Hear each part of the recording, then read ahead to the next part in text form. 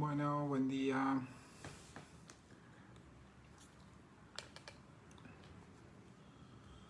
¿Cómo va? Voy a esperar un minutito a ver si se suma alguien, si no, arranco.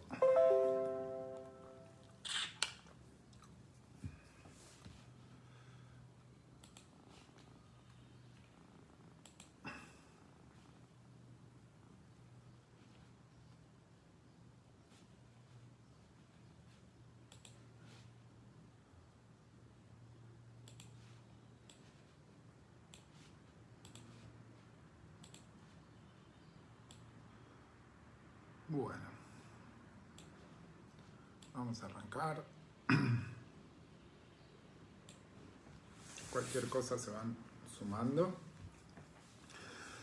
Bueno, ¿dónde estamos? Estamos en el momento, digamos, estamos terminando de ver el medio físico. Recuerden que como conversamos la primera clase, primero íbamos a trabajar con algunos conceptos generales, cosa que hicimos, donde vimos ambiente, hábitat, factores ecológicos, niveles de organización, etc. Y después íbamos a arrancar con el medio físico, trabajando con primero el ambiente terrestre y después el ambiente acuático. ¿Sí? La semana pasada terminamos de ver ambiente acuático. Hoy vamos a cerrar esta parte del medio físico hablando sobre ciclos biogeoquímicos, que son básicamente los ciclos de circulación de los nutrientes, que estos nutrientes van a circular no solamente por el medio biótico, por el medio abiótico o el medio físico, sino también por el medio biótico. Eso nos va a dar la excusa de empezar a hablar un poquito del medio biótico, ¿sí? Y en la clase de hoy vamos a hacer una primera aproximación a nivel de individuos, donde vamos a trabajar con el concepto de individuos y vamos a trabajar con adaptaciones animales. Así que en ese punto estamos, ¿sí? Vamos a comenzar. En el campus habilité para esta semana 3 solapas. Una que es la de ciclos biogeoquímicos, vamos a trabajar con eso primero. Después hay otra de una generalidad o algo muy general de individuos, donde les había pedido que lean para hoy o para este video un paper que vamos a comentar. Y después una solapa sobre adaptaciones animales, ¿sí? Pero en principio ahora vamos a hablar sobre... vamos a arrancar con ciclos biogeoquímicos, ¿sí?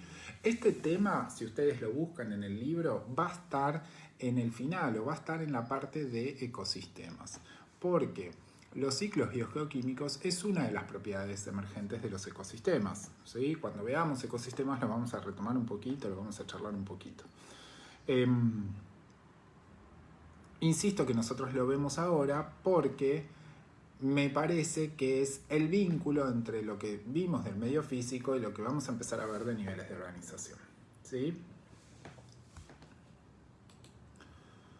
¿Qué es el ciclo? Los ciclos biogeoquímicos, como su nombre lo indica, son ciclos de circulación, ¿sí? Es decir, que hay entradas y salidas de un sistema que son cíclicas, ¿sí? ¿Y qué es lo que circula? Básicamente lo que vamos a hablar son nutrientes, circulación de nutrientes. ¿Qué son los nutrientes? Son elementos esenciales que sirven para realizar las funciones biológicas de un organismo. No estamos hablando de alimento ni de sustancias, sino que estamos hablando de elementos, nitrógeno, fósforo, calcio, potasio, etc. Obviamente que esos elementos a lo largo de su recorrido por el ciclo se van combinando con diferentes cosas y van formando diferentes compuestos, ¿sí? Que les permiten estar en forma gaseosa, disueltos en agua, en el suelo, etc. ¿Sí? Estos nutrientes los podemos clasificar en grandes rasgos en micronutrientes y macronutrientes, que no tienen nada que ver con la importancia que tengan, sino que tienen que ver más que nada con la cantidad en la que se necesitan. Los macronutrientes son elementos que se utilizan en grandes cantidades, nitrógeno, fósforo, calcio, mientras que los micronutrientes son elementos que se utilizan en pequeñas proporciones, ¿sí? Hierro, magnesio, manganeso, zinc, generalmente son los que vienen en los complejos vitamínicos y demás suelen tener micronutrientes. No por eso son menos importantes. No sé, pensemos el hierro, por ejemplo, se usa en la molécula de hemoglobina para transportar el oxígeno. Entonces, si no tuviésemos hierro, es lo mismo que si no tuviésemos carbono o fósforo, ¿no? Digamos, en términos de importancia es exactamente lo mismo.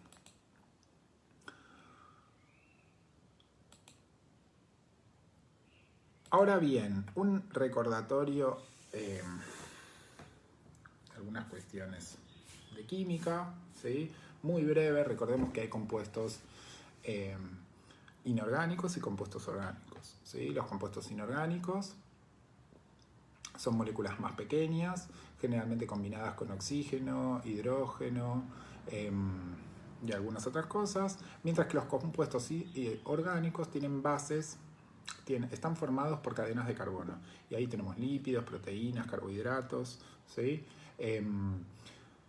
Generalmente el metabolismo lo que hace es, a partir de la obtención de compuestos inorgánicos, los organismos, los individuos, construyen moléculas orgánicas que utilizan para su metabolismo y para sus procesos vitales, y posteriormente esas moléculas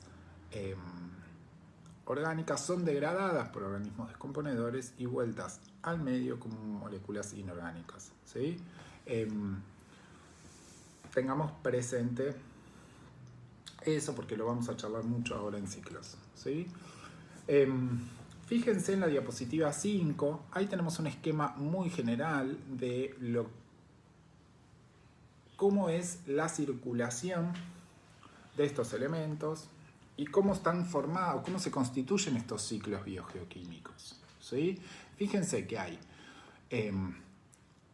un componente abiótico. Ese componente abiótico está representado por la hidrósfera, la litósfera o la atmósfera, ¿sí? Estos elementos circulan por la hidrósfera, por la litósfera y por la atmósfera en lo que se conoce como una fase geoquímica. Eventualmente, estos elementos ingresan al componente biótico, ¿sí?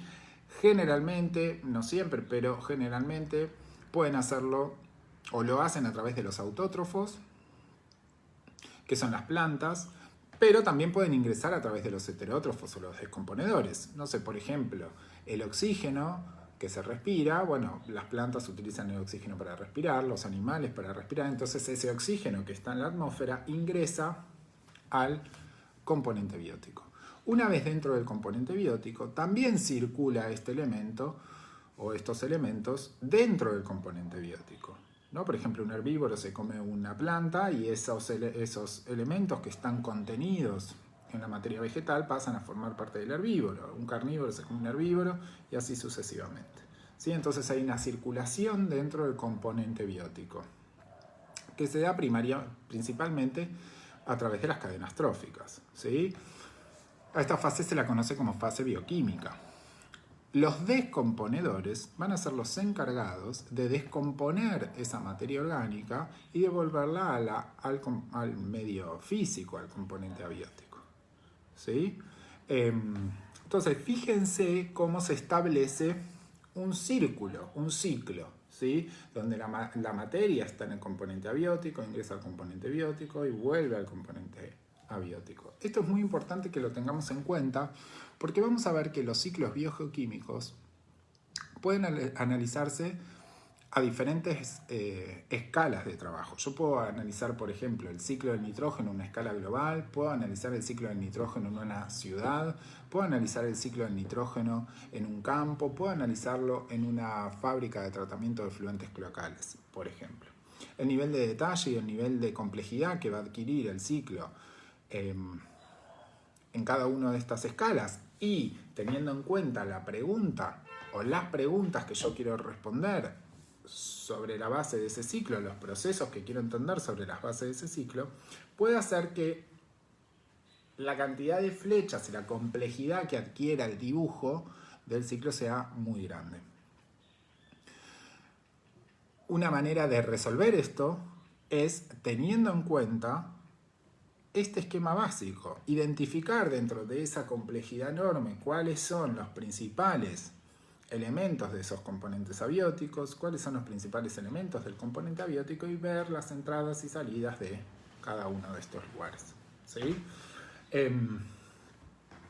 Fíjense que estamos hablando de circulación de la materia, por eso puede ser cíclica la circulación, porque la materia se puede reciclar.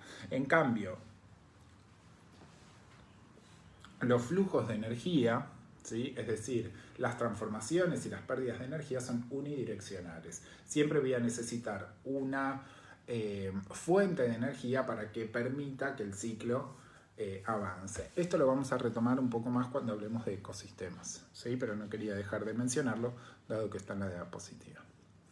Existen dos clases principales de ciclos biogeoquímicos: ciclos que son sedimentarios y ciclos que son gaseosos. Los ciclos sedimentarios, esta clasificación está hecha sobre la base de dónde se encuentra la mayor reserva del elemento, ¿sí? En el caso de los ciclos sedimentarios, la principal reserva es la litosfera, ¿sí? Entonces, en el caso de los ciclos sedimentarios, requieren que para que ese elemento pueda ser puesto en circulación, necesita de procesos de meteorización que liberen esos elementos que están atrapados en la litosfera, ¿sí? Los ciclos gaseosos tienen su principal reserva en la atmósfera o en el océano, ¿sí? Entonces, eso hace que sean que los elementos estén más disponibles y tengan una circulación global, ¿no? Digamos, los ciclos gaseosos hacen que la circulación global de esos elementos sea mucho más factible. Los sedimentarios, en la mayoría de los casos, esos elementos que se liberan de la litosfera eventualmente entran en la atmósfera o en el agua y pueden tener una circulación global, ¿sí? Nosotros vamos a ver el ciclo básicamente del carbono, del oxígeno, del nitrógeno, del azufre y del fósforo, ¿sí? Vamos a trabajar con esos ciclos, un poco porque son los elementos más importantes desde el punto de vista ecológico. Así que vamos a comenzar trabajando con eso. En la diapositiva 7 ustedes tienen el ciclo del agua, ¿sí? Que claramente no es un elemento porque es una molécula el agua. Pero no lo voy a detallar demasiado. Lo pongo para que tengan presente que muchos elementos son solubles en agua. Entonces, a través de estos procesos, por ejemplo, la condensación, que se produce lluvia, se produce una infiltración o escorrentía, eso termina en el agua, que es donde se evapora y eventualmente forma nubes que vuelven a condensar, o las plantas y los animales que transpiran, ¿sí? Entonces, muchos elementos van o siguen el recorrido del agua porque se van disolviendo en agua. Entonces vamos a ver que hay que tener en cuenta que detrás de muchos caminos que recorren los elementos es porque lo hacen vinculados con el agua, ¿sí? Bueno, vamos a comenzar, insisto. Vamos a ver que los ciclos los podemos analizar, como dije hace un ratito, de diferentes maneras. Las formas o las elecciones que tienen en el Power de cómo trabajar los ciclos, un poco están sacadas del libro y un poco están pensadas para que trabajemos los principales, desde el punto de vista ecológico y lo que nos interesa a nosotros, los principales mecanismos por los cuales circulan estos elementos. Ustedes pueden agarrar el ciclo del oxígeno de cualquier otro lado y va a ser lo mismo, más complejo, menos complejo, pero va a ser básicamente lo mismo, ¿sí? Lo importante cuando describan un ciclo, cuando trabajan en un ciclo, es que cierren el ciclo, que se forme esta idea de que la materia está circulando, entrando y saliendo de esos componentes, ¿sí? Entonces, el ciclo del oxígeno es un ciclo gaseoso, es decir, que la principal reserva de oxígeno se encuentra en la atmósfera y se encuentra en una forma molecular como oxígeno atmosférico, es decir, O2. Este elemento es altamente abundante en la atmósfera, no es el más abundante, pero hay un montón de oxígeno en la atmósfera e ingresa al componente biótico a través de la respiración. Recuerden que los organismos aeróbicos utilizan oxígeno para la respiración. La respiración es un proceso celular que permite la oxidación de glucosa para liberar energía, ¿sí? Entonces, fíjense que la entrada a ese componente biótico puede ser a través de los productores, porque los productores respiran, productores igual plantas, ¿no? Algo muy general, o puede ser también a través de consumidores y descomponedores, ¿sí? Una vez que está dentro de ese componente abiótico, el oxígeno respirado se utiliza para la oxidación de glucosa y esos átomos que constituyen la molécula de oxígeno pasan a formar parte de diferentes compuestos dentro de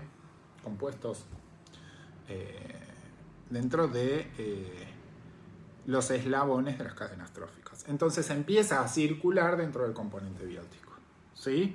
¿Cómo sale el oxígeno de ese componente biótico? Bueno, hay diferentes vías. Una es a través de los productores, por el proceso opuesto a la respiración, que es la fotosíntesis, que vamos a hablar con más detalle la semana que viene. Pero la fotosíntesis es el proceso por el cual, a partir de dióxido de carbono, agua y energía proveniente del sol, se produce glucosa y oxígeno, ¿sí? Entonces, esa es una salida. Y después la otra salida es a partir de ese oxígeno que queda atrapado en la materia orgánica, ¿sí? Que eventualmente cuando esos animales, plantas, se mueren, esa materia orgánica, por ejemplo, puede sedimentar o puede pasar a formar parte del suelo o puede sedimentar y quedar atrapada en esos sedimentos orgánicos en fondos marinos o en fondos de lagos y demás, ¿sí? Ese oxígeno entonces va a formar o va a ser incorporado al componente abiótico en la litósfera, que eventualmente va a volver a la atmósfera por procesos de meteorización.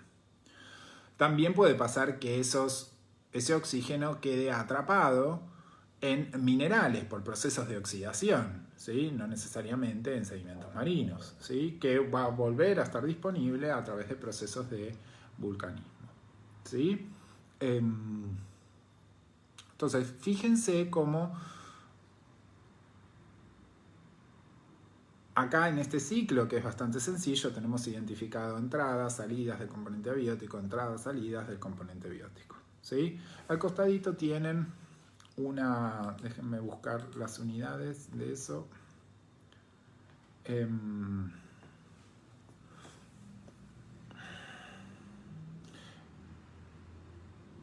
Eso está expresado en 10 a la 12 moles de oxígeno por año.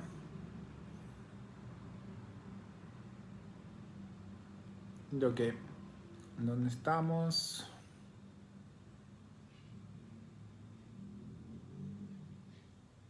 Donde representa, digamos, las cantidades de circulación. Fíjense, tenemos la atmósfera, ingresa por respiración, estoy en el cuadradito de arriba, la atmósfera, ingresa por respiración, vuelve a la atmósfera por fotosíntesis, no nos preocupemos ahora qué significa eso, pero es por fotosíntesis. Sino de la atmósfera puede pasar a formar parte de la litósfera, ¿sí? Por procesos de meteorización. Eso queda atrapado, el oxígeno queda atrapado en la materia orgánica que puede ser enterrada y pasar a formar parte de la litósfera, ¿no? Digamos, y ahí están representados la cantidad de oxígeno que circula en esas unidades 10 a la 12 moles en los diferentes eslabones que acabamos de mencionar, ¿sí? El ciclo del oxígeno sigue bastante o está muy vinculado con el ciclo del carbono, ¿sí? ¿Por qué? Justamente por estos procesos que mencionamos recién, que es la fotosíntesis y la respiración, ¿sí? Porque van bastante de la mano. Al igual que el oxígeno, el carbono tiene un ciclo gaseoso. ¿Sí? Un ciclo gaseoso donde la principal reserva de carbono se encuentra en la atmósfera, formando parte del dióxido de carbono. ¿Sí?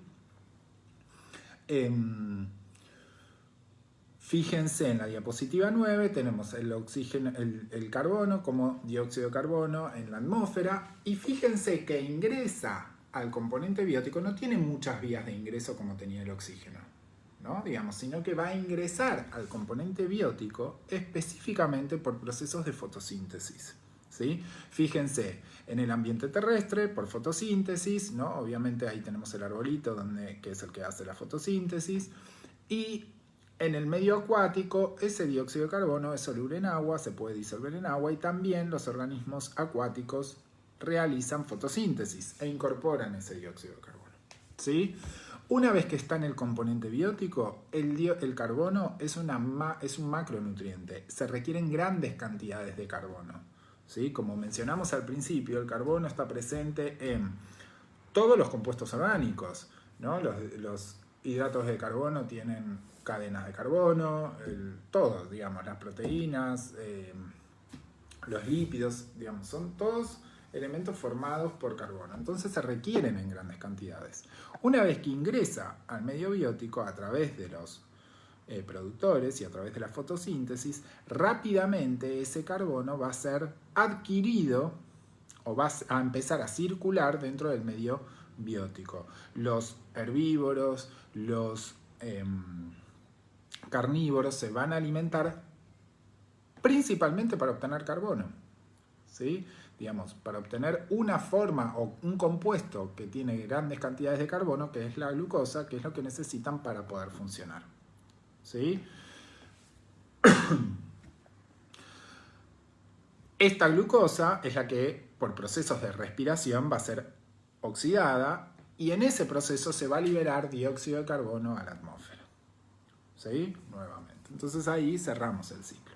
Una parte de ese carbono va a quedar también atrapada en la materia orgánica. No sé, yo tengo un árbol o un bicho que se muere, todas esas cadenas de carbono que están formando su cuerpo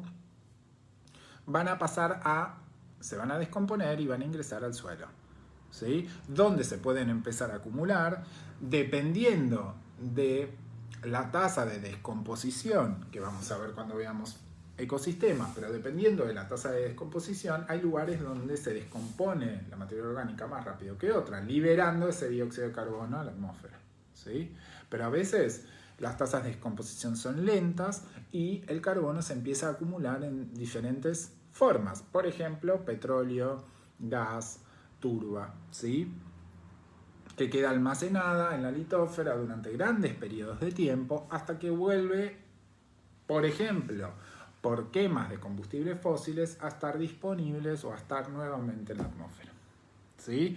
Esto es muy importante y vincúlenlo con lo que vieron de clima y de cambio climático, ¿no? Digamos, como alteraciones en el ciclo del carbono, por ejemplo, una mayor combustión de combustibles fósiles, genera un aumento del dióxido de carbono en la atmósfera, produciendo un desbalance que genera un cambio de la temperatura global. ¿Sí? En los cuerpos de agua la situación es similar, digamos, el carbono ingresa por fotosíntesis, como mencionamos anteriormente, hay un proceso de circulación dentro del componente biótico y ese carbono presente en la materia orgánica pasa a formar parte de los sedimentos, ¿sí? Que por procesos de descomposición puede volver a estar presente en la atmósfera. ¿Sí? Fíjense, al costadito tienen, bueno, también vayan al libro a buscar las unidades para tener una idea de cuáles son esas unidades, pero tienen las proporciones en las cuales se mueve el carbono dentro de los ciclos, ¿sí? Y lo que está en rojo son trampas. Es decir, ¿qué quiero decir con eso? Son lugares donde el carbono queda retenido durante muchísimo tiempo, ¿no? Entonces, en esos lugares es donde el carbono se almacena, digamos. ¿Está? Denme un segundito, voy a hacer una pausa. Y ahora vengo. Ahí estoy de vuelta. Bueno. A ver si se retomó.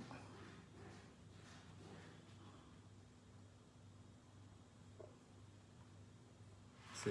Bueno, entonces seguimos. El siguiente ciclo con el que vamos a trabajar es el ciclo del fósforo. El ciclo del fósforo es un ciclo sedimentario a diferencia de los otros. Fíjense que si analizamos o si vemos el dibujito que tenemos en la diapositiva 6, casi que no hay una fase atmosférica y sí hay una fase acuosa, ¿no? Recordemos que es sedimentario porque la principal reserva de fósforo se encuentra en la litosfera, ¿sí? Puede estar de diferentes maneras el fósforo en la litosfera. Puede estar como fósforo particulado, puede estar como fósforo, como fosfatos inorgánicos, ¿sí? Principalmente está como fosfatos inorgánicos, atrapados en la litosfera. El fósforo es un elemento sumamente necesario, de hecho es un macronutriente. Si pensamos dónde encontramos fósforo, al principio como generalmente les cuesta decir, ¿dónde tengo fósforo? No sé, pero después cuando sale un ejemplo empiezan a acordarse un montón de cosas donde tienen fósforo, ¿sí? Por ejemplo, el ATP, que era la principal molécula de transporte de energía, tiene fósforo, es adenosin trifosfato. ¿Sí? Entonces hay 3 átomos de fósforo por molécula de ATP. Tienen ATP en los enlaces fosfatídicos que se establecen en el ADN, por ejemplo. ¿Sí? Entonces, fíjense que la cantidad de fósforo que se necesita es mucha. Y el problema del fósforo es que está atrapado en esa litosfera y que depende de procesos geológicos, como procesos de meteorización y demás, para poder estar disponible para los organismos. ¿Sí? De hecho, fíjense la parte, el dibujito que tienen arriba, ¿sí? Donde vemos el tiempo que queda atrapado el fósforo en el suelo, ¿sí? 200.000 años, 10.000 años. No, perdón, eso no son años, sino que están en gramos de acumulación. Pero fíjense que eso que está en rojo sí representa trampas de fósforo. Entonces ahí yo tengo el fósforo retenido durante mucho tiempo.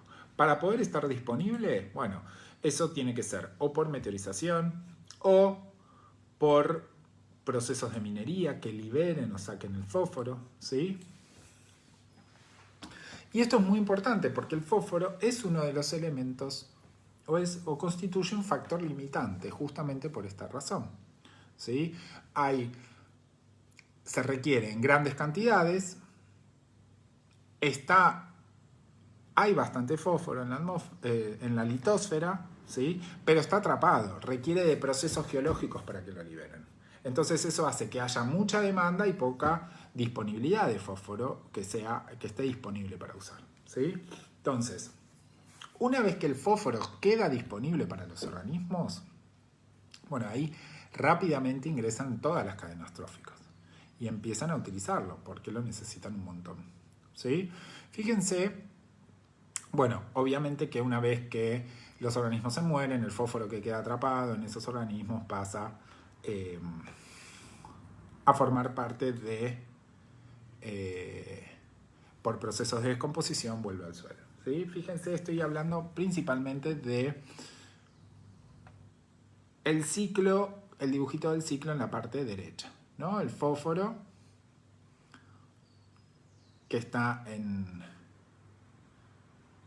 la corteza, hay procesos de liberación de fósforo que hacen que ingresen los organismos, ingresan las cadenas tróficas, eventualmente eso se muere y los organismos se mueren y el fósforo vuelve al suelo.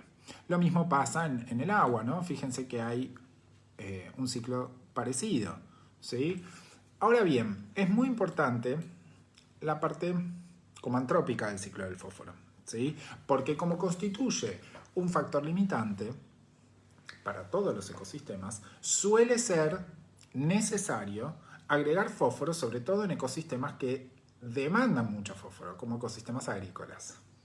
¿Sí? Parte de los fertilizantes tienen fósforo.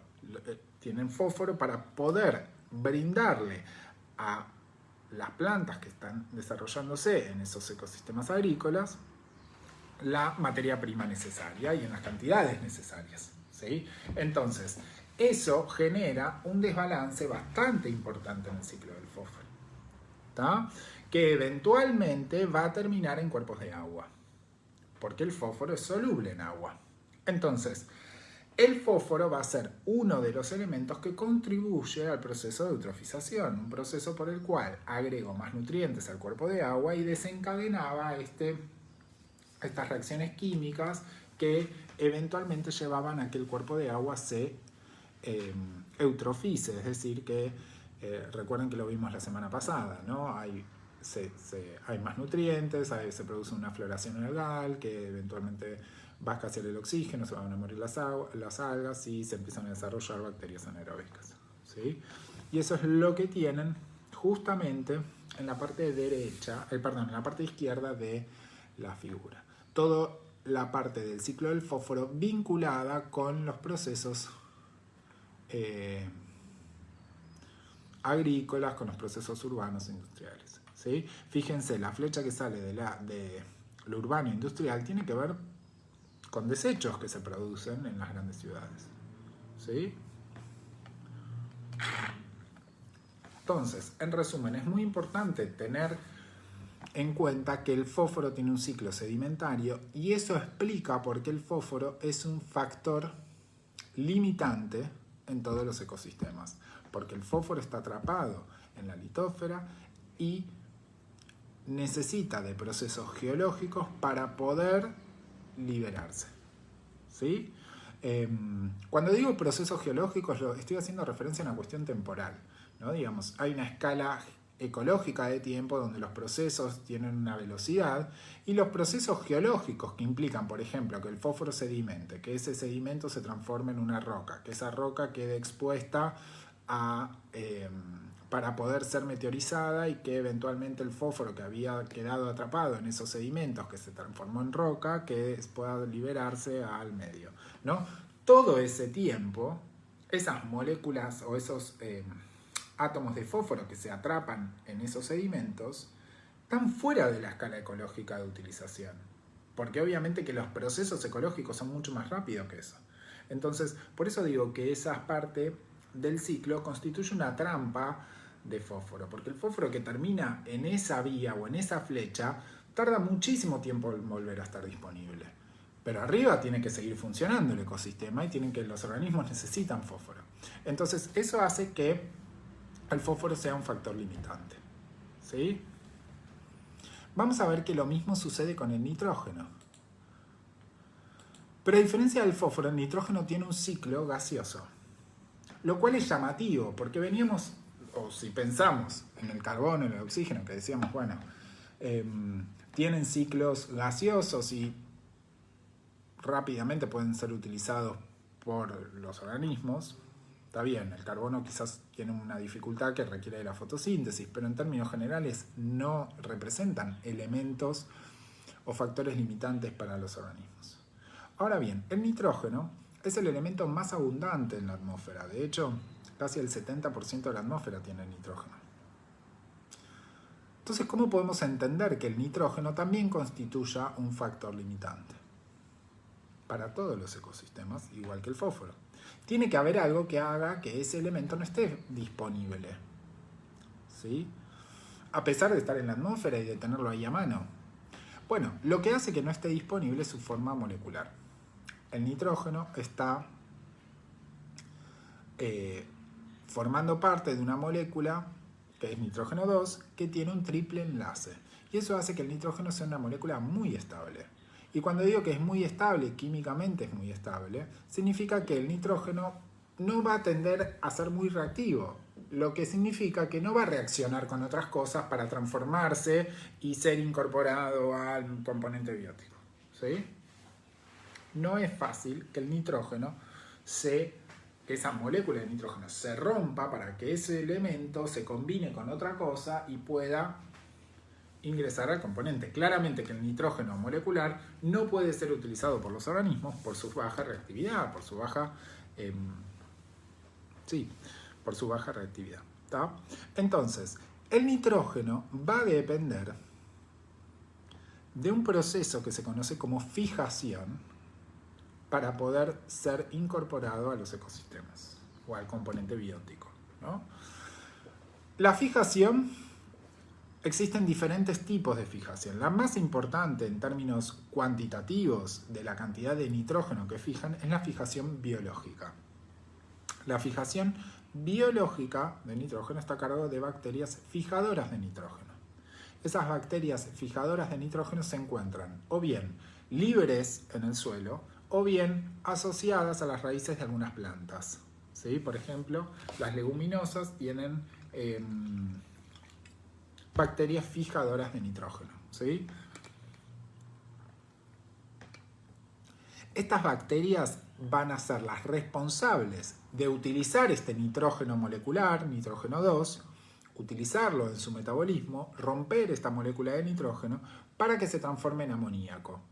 El amoníaco, que ahora va a estar en el suelo, se empieza a oxidar progresivamente formando nitritos y nitratos por un proceso que se conoce como nitrificación, también a cargo de bacterias nitrificadoras. ¿Sí? Entonces yo requiero de bacterias fijadoras y bacterias nitrificadoras para que ese nitrógeno molecular esté disponible como nitratos en el suelo para poder ser utilizados por los organismos. ¿Sí?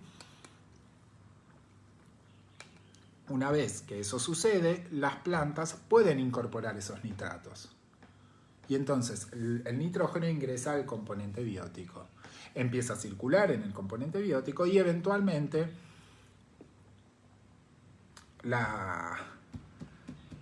los organismos se mueren y hay bacterias que se conocen como bacterias amonificadoras que liberan ese amoníaco nuevamente al suelo. ¿Sí? Entonces, ese es el proceso más importante de fijación, ¿sí? La que está a cargo de las bacterias. Fíjense, ahí tenemos en el dibujito de la diapositiva 11, vemos el nitrógeno atmosférico. Hay bacterias simbióticas, vemos una de las flechas que sale hacia abajo, va hacia las raíces del arbolito, dice que hay bacterias fijadoras de nitrógeno, y si no, la otra flecha que sale es hacia las bacterias fijadoras libres que están en el suelo. Esto transforman en amoníaco y después eventualmente en nitritos y nitratos. Acá no está desglosado el proceso, incluye no solamente la fijación, sino la nitrosación, la nitratación, que son los procesos que eventualmente van transformando ese amoníaco, lo van oxidando progresivamente en un proceso que se conoce como nitrificación, todo también a cargo de bacterias. Y una vez que están los nitratos, el amoníaco, en alguna otra forma que no sea nitrógeno molecular, puede ser incorporado por las plantas. Ahí ingresa el componente biótico, y en el componente biótico hay herbívoros, hay carnívoros, eventualmente vuelve al suelo. ¿Sí? Una vez en el suelo, hay procesos de descomposición, también a cargo de bacterias, que vuelven a liberar ese nitrógeno atrapado en los desechos orgánicos al suelo. ¿Sí? Bajo ciertas condiciones,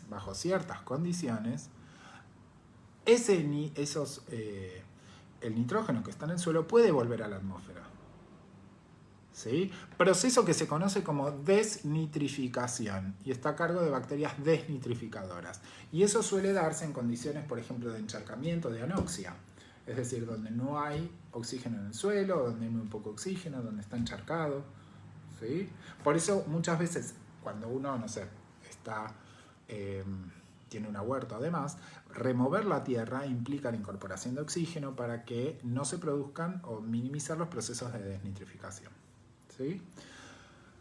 Entonces, que quede claro que la fijación es el proceso por el cual bacterias fijadoras de nitrógeno transforman ese nitrógeno atmosférico en amoníaco básicamente, ¿sí? ¿Puede ser en algún otro compuesto? Sí, puede ser, pero principalmente que hacen que ese nitrógeno esté disponible en el suelo. Como dije al principio, no es el único proceso de fijación. Hay otros procesos de fijación que en términos cuantitativos son menos importantes que la fijación biológica. Uno de esos procesos se conoce como fijación atmosférica y es lo que tienen atrás en la diapositiva, ¿sí? Que dice lightning fixation, ¿sí? Que es la que se da a través de las tormentas, a través de los rayos, literalmente los rayos de las tormentas, ¿sí? Los rayos tienen la energía suficiente para romper esta molécula de nitrógeno atmosférico. Y claramente que una vez que se rompe, esos radicales libres que quedan, eso sí es muy reactivo y necesita combinarse con otra cosa. Bueno, o se combina nuevamente con nitrógeno y no pasa nada, o ese nitrógeno, ese radical libre, se va a combinar, por ejemplo, con agua, que hay un montón también en la atmósfera, y sobre todo si hay una tormenta. Entonces, una vez que se combina con el agua, forma compuestos como amoníaco, como nitritos y nitratos, que eso caen y terminan en el suelo, ¿sí?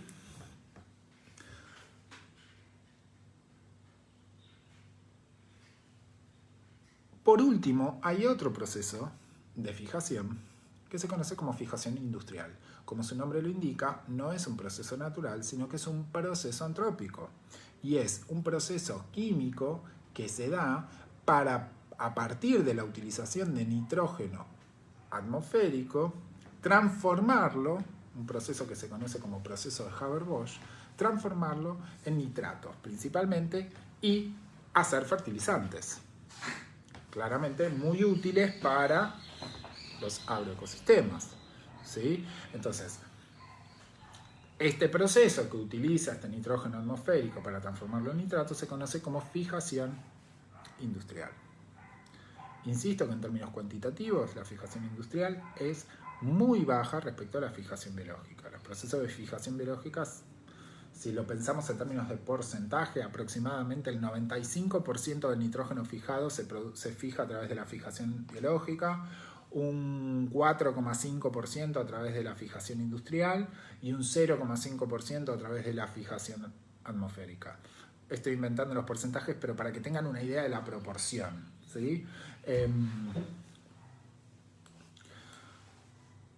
Ahora bien, retomando un poquito, con esto podemos entender por qué el nitrógeno también es un factor limitante. ¿Es un elemento que se requiere en grandes cantidades? Sí, es un macronutriente. ¿Por qué? ¿Dónde hay nitrógeno? Las bases nitrogenadas de las proteínas están formadas principalmente por nitrógeno, bases nitrogenadas, ¿sí?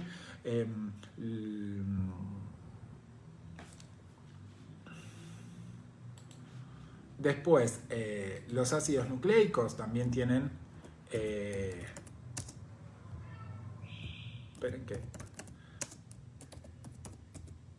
Dije una pavada, me quedé ahí pensando. Las bases nitrogenadas de los ácidos nucleicos tienen proteínas, tienen nitrógeno. Los aminoácidos de las proteínas también tienen nitrógeno. Amino es... el grupo amino tiene nitrógeno, ¿sí? Entonces, bases nitrogenadas de los ácidos nucleicos tienen nitrógeno. Los aminoácidos de las proteínas tienen nitrógeno. Entonces, fíjense que se requieren en grandes cantidades, ¿sí? En la diapositiva también tienen lo que pasa en los ecosistemas acuáticos, cosa que también es muy importante, ¿sí? Porque en los ecosistemas acuáticos el nitrógeno también es un factor limitante. Cuando se incorpora nitrógeno, por ejemplo, por lixiviación de agroecosistemas, ¿sí?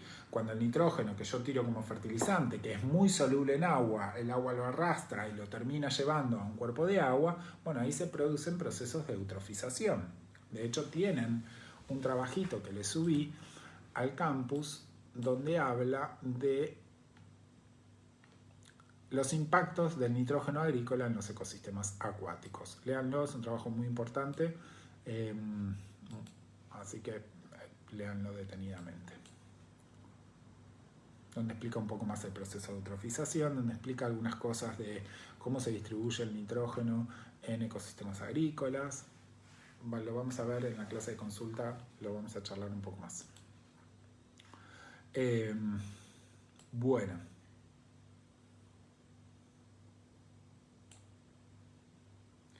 Abajo, al costadito del ciclo de nitrógeno, tienen, bueno, arriba lo mismo de siempre, ¿no? Digamos cómo circula proporcionalmente el nitrógeno en el planeta, y después abajo tienen los procesos de fijación, ¿sí? Cómo circula ese nitrógeno. Fíjense, el nitrógeno atmosférico, hay un proceso de fijación. Estoy de arriba a la derecha, hay un proceso de fijación que lo lleva a través de bacterias fijadoras, termina en las plantas, ¿sí? En las plantas se acumula y se produce, cuando eventualmente se muere, el nitrógeno termina formando parte de la materia orgánica.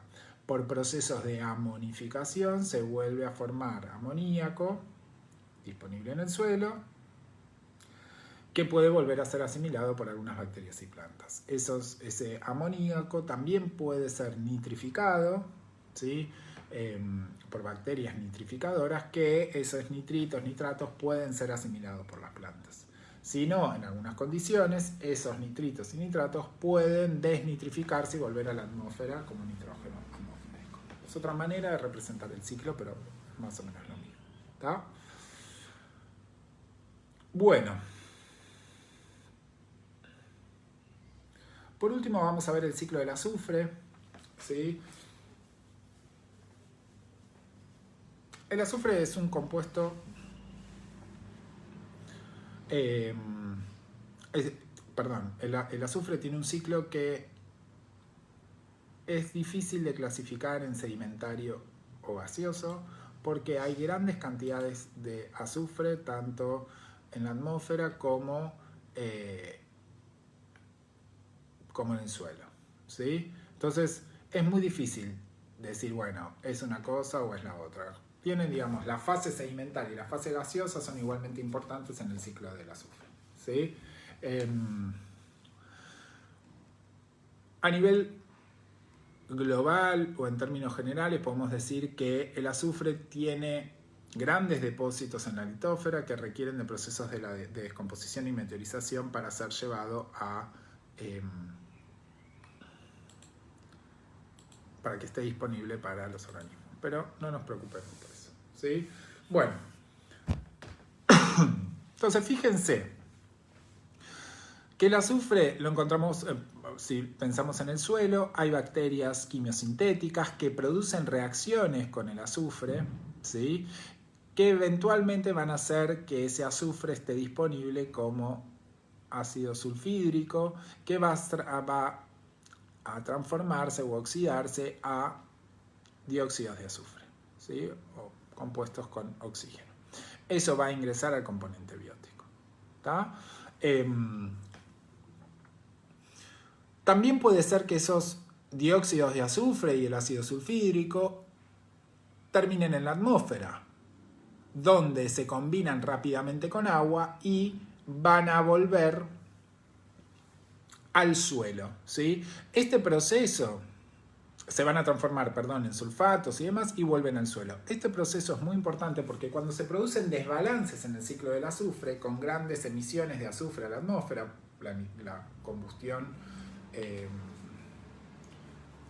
de combustibles fósiles libera grandes cantidades de azufre a la atmósfera, produce fenómenos como la lluvia ácida, ¿sí? Entonces, este proceso es importante. El azufre también puede terminar en el agua, ¿sí? Porque es muy soluble en agua, donde hay bacterias que van a transformar ese azufre en ácido, digamos, ese azufre que está en forma de sulfatos o de óxidos, lo van a transformar en ácido sulfídrico, es decir, lo van a reducir, y ese ácido sulfídrico va a terminar en depósitos en el fondo de los cuerpos de agua, ¿sí? Fíjense que no hay grandes complejidades en el ciclo del azufre, Sí tiene una interacción bastante importante con el oxígeno, formando dióxidos.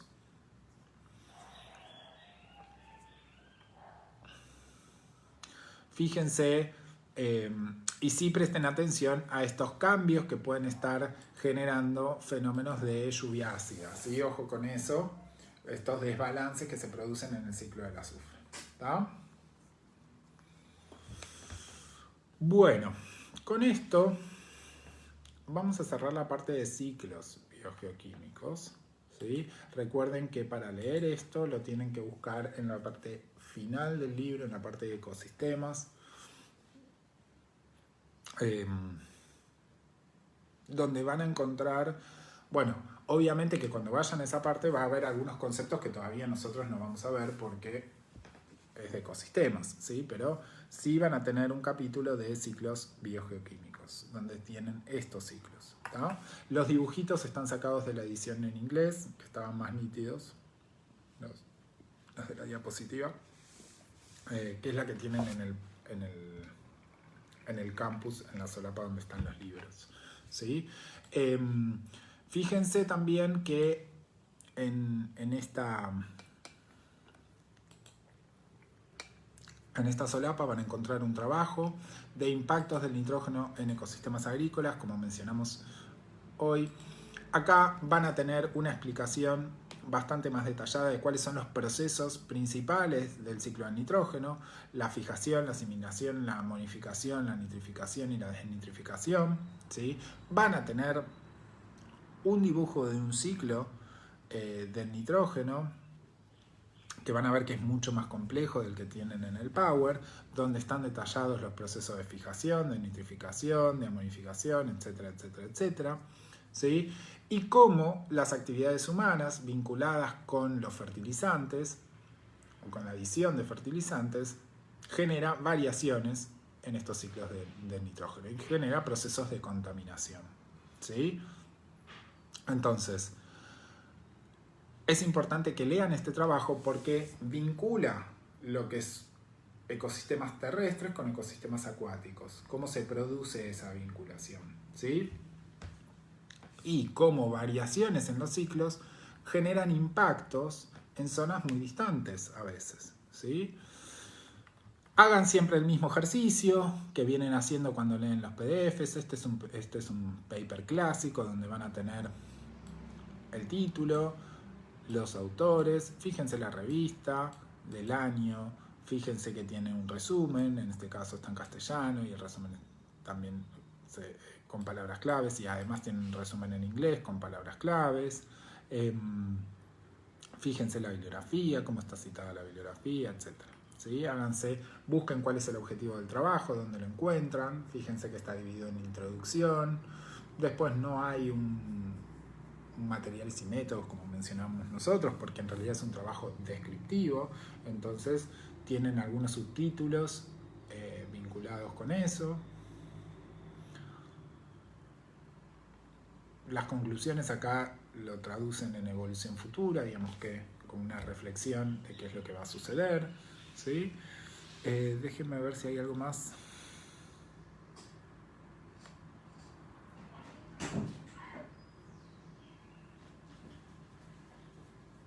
Bueno, con eso ya tienen bastante avanzado este paper. No es difícil de leer, así que trabájenlo y léanlo porque solemos tomar cosas de este trabajo en los exámenes.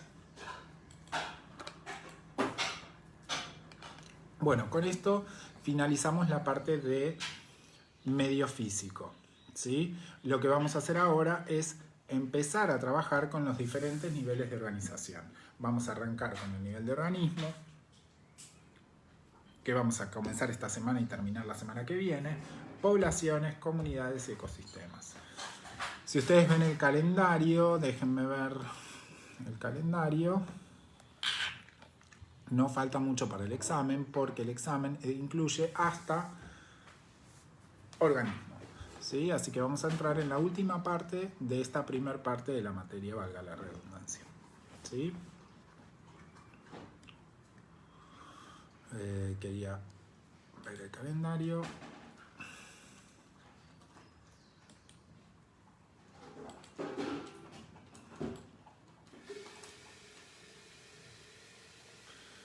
estamos en la semana 4.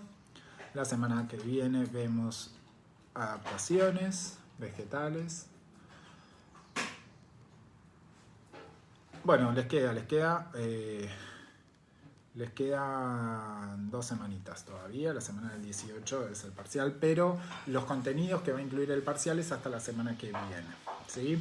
Hasta lo que va a estar incluido en la semana que viene. Hago un parate, recuerden que hoy 28 y mañana 29 tienen encuentro sincrónico con Ale, ¿sí? Para resolver dudas sobre trabajos prácticos y demás, ¿sí? Aprovechando que esta semana no tenían TP, tienen un encuentro sincrónico con él. Bueno, vamos a arrancar con esa breve introducción al nivel de organismo. Y después vamos a hacer un cortecito y retomamos después con adaptaciones animales, ¿sí? No tienen power para esta introducción al concepto de organismo, ¿sí? Tienen 2 cosas, un videíto y un paper muy interesante que habla sobre una aproximación teórica al concepto de individuo, ¿sí? Algo habíamos comenzado a hablar la primera clase, ¿no? Donde decíamos, bueno, en principio definir un organismo es relativamente sencillo, ¿no? Digamos, tiene ciertas características que podemos ser... Voy a utilizar el paper para que vayan pensando cómo fuimos nosotros armando esa definición de individuo, ¿sí? Entonces dijimos, bueno, hay ciertas características que podemos decir que son las propiedades emergentes de ese nivel de organización, que tienen que ver con este concepto de organismos más que nada unitarios, ¿no? Donde hay algunas características que los definen, como que se encuentran, bueno, pertenecen al nivel de organismo, se desarrollan, crecen, regulan procesos metabólicos, sus células tienen capacidad de movimiento, son capaces de reaccionar a estímulos, se reproducen, evolucionan y se adaptan, ¿sí? Ahora bien, estas características que obviamente se desprenden de la biología celular son bastante aceptadas, sobre todo cuando uno tiene una visión estrecha del concepto orgánico, ¿sí?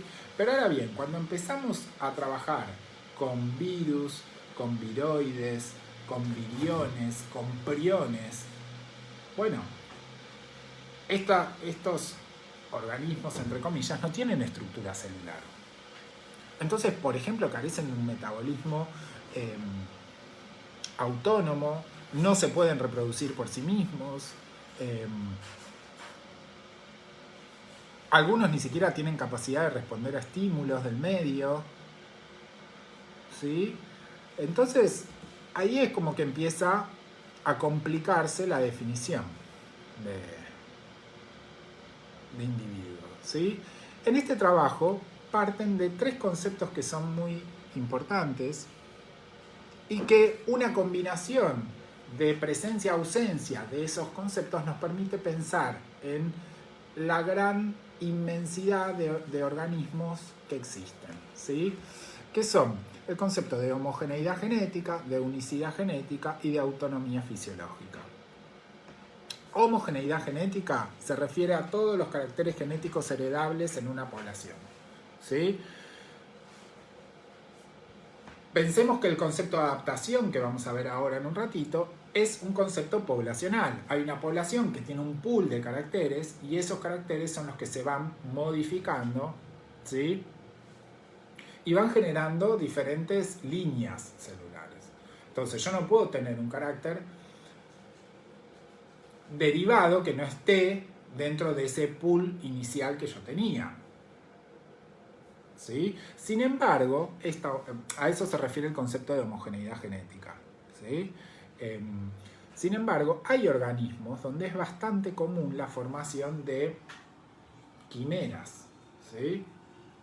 Es decir, fusión que sea por diferentes procesos, pero hay fusiones citoplasmáticas que generan que los organismos tengan diferentes líneas celulares coexistiendo en un mismo individuo. Eso es bastante raro, pero existe. Entonces, en ese caso no tendrían homogeneidad genética. ¿Sí?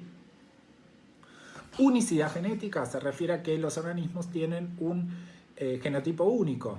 Cada organismo tiene un genotipo único en una población. Obviamente que esta regla también podemos pensar en excepciones. ¿Sí? Por ejemplo, gemelos. ¿Sí? Gemelos homocigóticos, bueno, tienen la misma carga genética, no tienen genotipos únicos. ¿Sí? Son dos individuos con el mismo genotipo. ¿Tá? Todos los organismos modulares que tienen reproducción vegetativa, ¿se acuerdan cuando vimos el concepto de ramets? Que eran clones, bueno, todos tienen el mismo genotipo, no tienen unicidad genética. ¿Sí? Y después, por último, autonomía fisiológica se refiere a la posibilidad de poder relacionarse con el medio. ¿Sí? Cada organismo tiene la posibilidad de reaccionar frente a estímulos y son autónomos desde el punto de vista fisiológico. Cada organismo reacciona individualmente a ese entorno. Obviamente que esto deja fuera, por ejemplo, organismos coloniales o insectos sociales, ¿sí?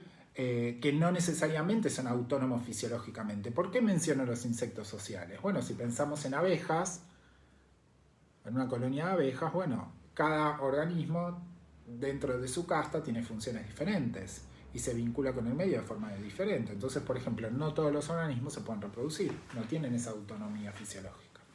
¿Sí? Entonces, en función de esto, en este trabajo, se genera un esquema, ¿sí? Que estoy en la figura, en la página 48, en la figura 1, se genera una matriz tridimensional donde tenemos ubicados en función de mayor o de cada uno de estos rasgos, sí o no, ¿sí? Diferentes grupos de organismos, algunos de los cuales todavía no se conocen, y eso es lo interesante de este sistema de clasificación, que podemos pensar en 8 tipos de individuos, al menos teóricos, ¿sí? De acuerdo a la presencia o ausencia de cada uno de estos atributos fundamentales, bueno, con la salvedad de que no se conocen organismos de los 8 tipos, ¿sí? Se conocen algunos, otros posiblemente no existan, ¿sí? Pero está abierta la posibilidad. ¿Cuáles son esos 8 tipos? Simplemente están mencionados con una letra, A, B, C, D, E, F, G, H, ¿sí? Los del tipo A, fíjense que están ubicados arriba en el fondo, ¿sí? Arriba a la derecha en el fondo. Es decir, si nosotros vemos arriba a la derecha en el fondo, significa que tienen unicidad genética, homogeneidad genética y autonomía fisiológica. Cumplen con los tres requisitos. La mayoría de los animales tienen cumplen con esas categorías, ¿sí? Los de tipo B, fíjense que tienen unicidad genética, tienen homogeneidad genética, pero no tienen autonomía fisiológica, ¿sí? Carecen de autonomía fisiológica. Acá tenemos, por ejemplo, insectos sociales. Los de tipo C y D, en el caso de los de tipo C, son organismos que tienen unicidad genética, tienen autonomía fisiológica, pero carecen de homogeneidad genética. Y los del tipo D tienen unicidad genética, no tienen autonomía fisiológica y no tienen homogeneidad genética, ¿sí? No se conocen organismos de tipo C y D. Fíjense que ahí de arriba dice que no son viables. Suelen ser organismos que, por ejemplo, o dentro de esta categoría podríamos incluir organismos que sus genotipos cambian marcadamente durante el desarrollo. Posiblemente lo podemos pensar por problemas en el desarrollo, ¿sí? Los de tipo E y G, que están en el fondo, es decir, tienen autonomía, no tienen unicidad y pueden o no tener homogeneidad genética, incluye a muchas plantas, protistas, multicelulares, ¿sí? Muchos individuos que tienen reproducción asexual. Bueno, después tienen ahí algunos hongos que no tienen, y algunas algas que no tienen unicidad genética, homogeneidad genética, ¿sí? Bueno, fíjense cómo este esquema o esta matriz tridimensional nos permite clasificar a los organismos en base a estos tres principios fundamentales, ¿sí? Tengan esto en cuenta para el parcial. Después el trabajo hace como una... como habla un poquito del concepto de especie, del concepto de nivel de digamos, cómo está relacionado el concepto de individuo con el de nivel de organización, cuáles son las propiedades emergentes, ¿sí? Pero lo que más me interesa de este trabajo es que trabaje en la primera parte, ¿sí? Los tipos de organismos que hay, en base a estos tres principios fundamentales.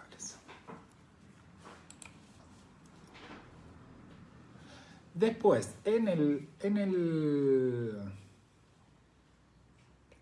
estamos? En el PAU, en el campus, van a tener un videito de YouTube, ¿sí? Que habla sobre el concepto de adaptación, ¿sí? Es un concepto que vieron con Lía, que trabajaron un montón, pero que es un concepto difícil de absorber desde el punto de vista biológico, ¿sí? Y acá es donde suelen confundirse y suelen usar frases como, bueno, el organismo se adapta a tal cosa, ¿no? Tenemos que tener en cuenta que la adaptación es un proceso poblacional que está relacionado con las condiciones que ofrece el medio. Hay características que son más que se ven favorecidas por ese entorno y hay características que no. Entonces, los organismos que porten características que lo favorecen van a tener la posibilidad de reproducirse más. Lo que va a llevar a que si esa característica es heredable, se transmite a su descendencia. Entonces, al cabo de varias generaciones, teniendo en cuenta que ese entorno se mantiene más o menos similar, digo que esa característica sigue siendo favorable en ese entorno, esa característica se fija, ¿sí? Y eso genera una adaptación. Y ahí decimos el organismo está adaptado a esas condiciones. Hay otras características que no son viables para ese entorno. Y esos organismos, el problema es que no van a reproducirse o van a tener menos probabilidad de reproducirse, por ejemplo, porque se mueren, porque digamos, generalmente esa característica hace que esos organismos no lleguen a la edad reproductiva o tengan menos éxito reproductivo, ¿sí? Entonces, esa característica, si es heredable, no se va a fijar en su descendencia, porque como no se reproduce, no se va a transmitir, ¿tá? Entonces, es importante que repasen este concepto y el videito que está en el campus es sumamente sencillo y sumamente claro para entender este concepto, refrescarlo y trabajarlo un poquito, ¿sí? Bueno, vamos a hacer un pequeño parate, déjenme ver la hora, son 9:24, a las 10 retomamos para terminar con la última parte que está vinculada con adaptaciones animales, ¿sí? Voy a finalizar este video y a las 10 armo uno nuevo.